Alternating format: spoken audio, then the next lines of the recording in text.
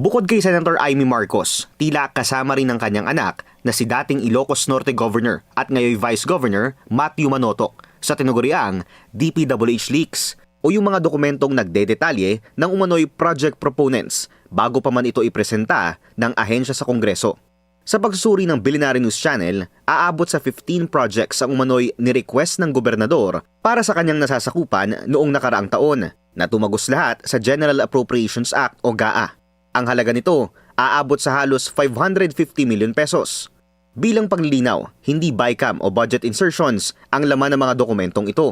Ito ang mga line item para sa DPWH budget proposal na ipinipresenta at pinagtatalunan sa Kongreso bago maging General Appropriations Act.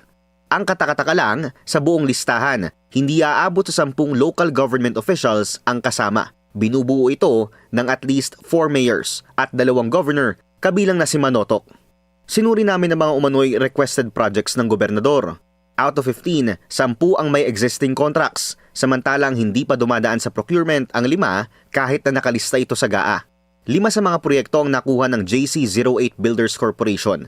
Samantalang tig-iisa naman ang napanalunan ng BJMJB Construction and Supply, MG Samidan Construction, Badok Builders and Supply Incorporated, Hegler's Builders Corporation at Martin Development Corporation. Ayon sa DPWH contracts, pagmamay-ari ng isang John Paul Alcid ang JC08 Builders. 2024, nagsimulang kumubra ng mga kontrata sa Ilocos Norte ang nasabing kumpanya. 33 projects worth 186.8 million pesos ang napanalunan nito noong 2024. Samantalang aabot naman sa 90 projects worth 492.7 million pesos ang nakuha nito sa sumunod na taon.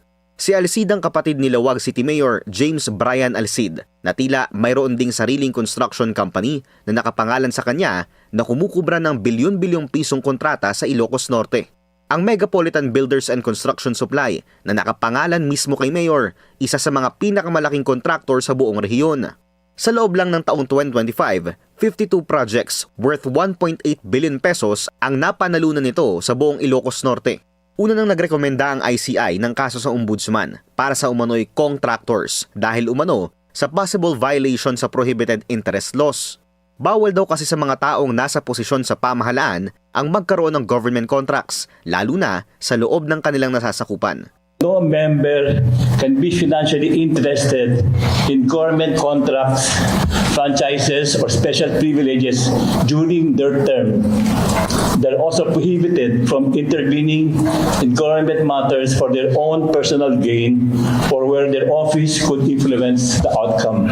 Sinisika pa ng Billionaire News Channel na kunin ang panig ni Governor Manotoc, Mayor Alcid at ng kapatid nito. Pero hindi pa sila tumutugon sa aming mga mensahe.